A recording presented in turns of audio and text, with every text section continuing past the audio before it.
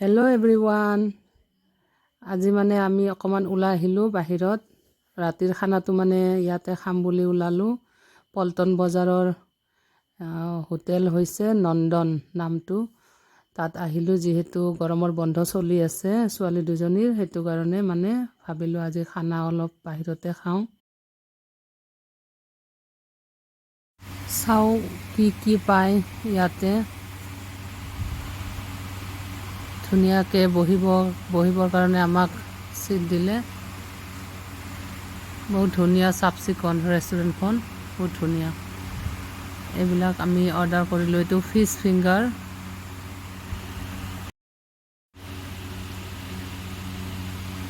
এয়া হৈছে চিকেন। ইমান ধুনীয়া কৰি মানে দিছে, দেখিলে খাওঁ খাওঁ লাগি যায়। বহুত ধুনীয়া লাগিছে খানাবিলাক। মই ধুনীয়া পদিনা চাটনি লৈ চিকেনবিলাক মস্তি কৰি খালোঁ আৰু লগতে ল'লোঁ আমি এয়া নিচিলা মাছ। ডাঙৰ নিচিলা ধুনীয়াকৈ ফ্ৰাই কৰি দিছে।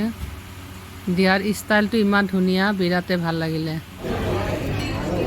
ফ্ৰেণ্ডছ, কেনেকুৱা লাগিছে ভিডিঅ'টো জনাব। আজিলৈ ইমানেই। Bye bye.